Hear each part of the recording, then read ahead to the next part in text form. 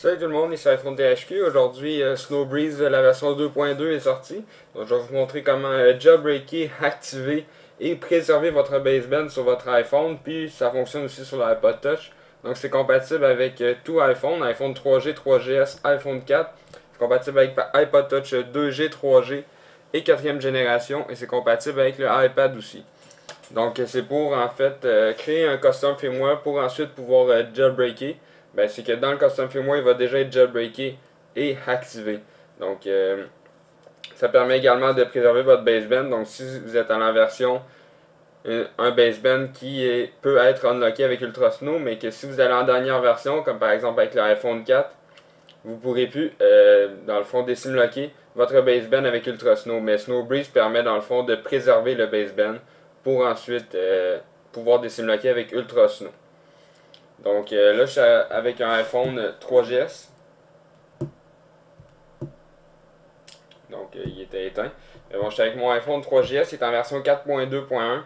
Il y a quelques problèmes mon iPhone 3GS, mais bon, on va le mettre en DFU et on va faire une restauration. Je ne sais même pas s'il va démarrer. Donc je vais vous montrer comment faire ça.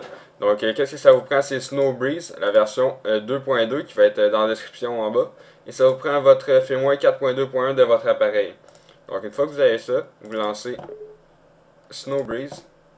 Et ensuite, ça ressemble à ça, Snowbreeze. Donc Snowbreeze 2.2. Si vous pouvez cliquer sur OK et fermer les credits. Donc ça dit que c'est pour la version 4.2.1. Vous faites la flèche en bas. Ensuite, vous cliquez sur Browse pour aller sélectionner votre IPSW sur votre bureau. Vous avez précédemment downloadé. Donc on clique là.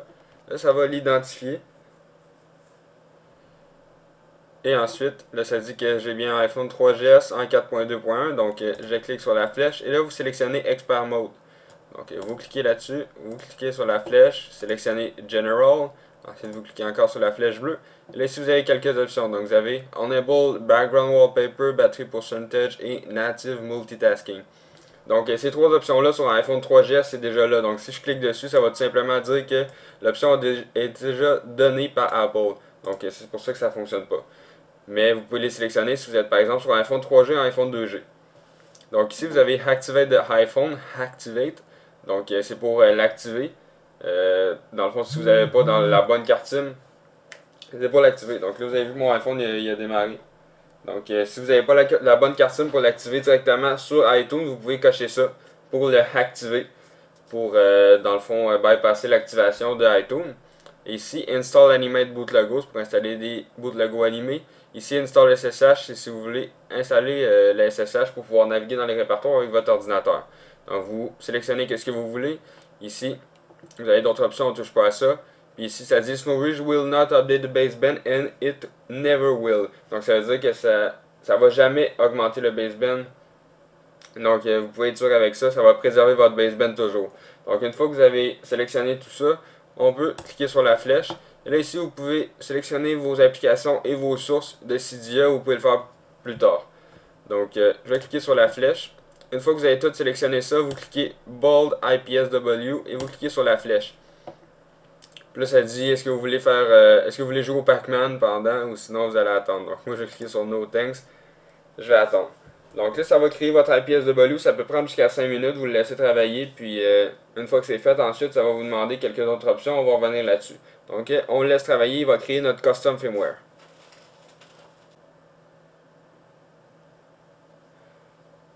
Donc là, on voit que ça l'a bientôt terminé. C'est la dernière étape. Donc, il crée complètement le firmware 4.2.1 qui est modifié. Donc, ensuite, on va pouvoir faire une restauration par iTunes. Mais avant, il y a une petite dernière étape à faire avec Snowbreeze. Donc, on laisse travailler pour la dernière étape. Il reste vraiment pas long. Donc, c'est vraiment dépendant de votre ordinateur, la vitesse de votre ordinateur pour créer le custom firmware.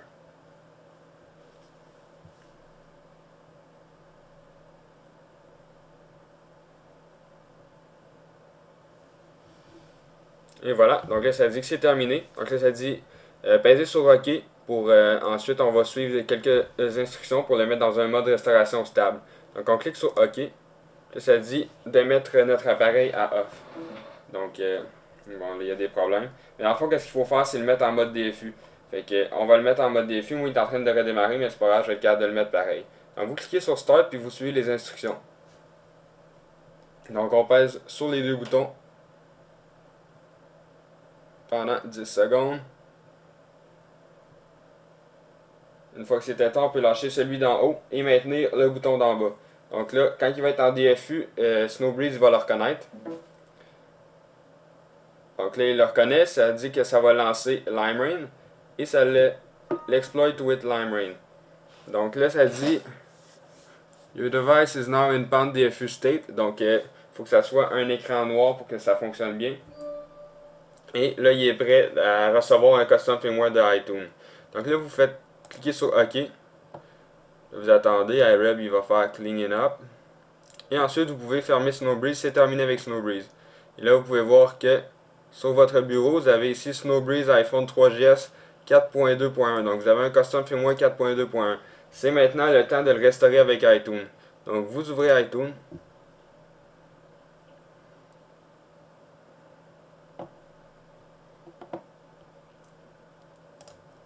Donc là, ça dit qu'il a reconnu un iPhone en mode restauration. Donc, vous cliquez sur Shift sur le clavier et restaurer en même temps. Vous allez sur votre bureau chercher votre custom firmware que Snowbreeze a créé. Donc vous sélectionnez ça, vous faites Open, là, ça dit est-ce que vous voulez qu'iTunes le restaure vraiment à 4.2.1, vous faites Restaurer. Là, ça va faire l'extraction du logiciel et la restauration complète de votre iPhone pour que ça fonctionne. Donc on va le laisser travailler, ça devrait pas être trop long.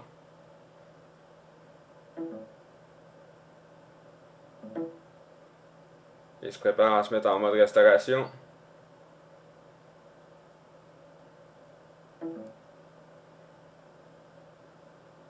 Et voilà, puis là on peut voir que c'est vraiment par Snowbreeze qui restaure. Donc on voit que c'est pas la pomme, mais bien un flacon. Donc là on le laisse travailler, puis je revenais dans le fond quand ça va être complètement terminé.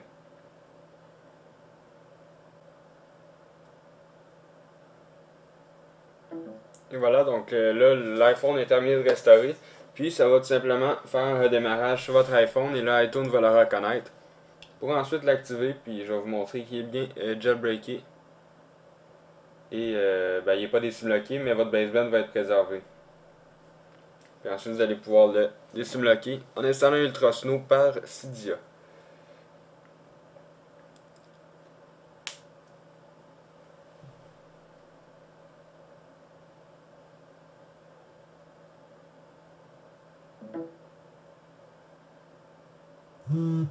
Et voilà, donc il s'active automatiquement. Là, si on déverrouille,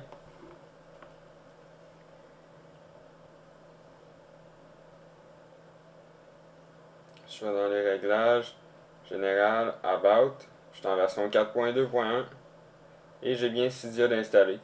Donc, dans le fond, c'était ça, c'était pour vous montrer comment jailbreaker, activer et préserver votre baseband avec Snowbreeze 2.2. C'est compatible également avec les iPod Touch 2G, 3G, 4e génération, iPhone 3G, 3GS, iPhone 4 et l'iPad. Donc dans le fond c'est ça, c'est iPhone THQ. N'oubliez pas de vous abonner à mon canal de YouTube juste en cliquant sur le bouton s'abonner et cela va vous permettre de recevoir toutes les prochaines vidéos que je vais mettre en ligne. Et visitez aussi le site internet iPodTouchUserPro.com. Merci beaucoup, au revoir.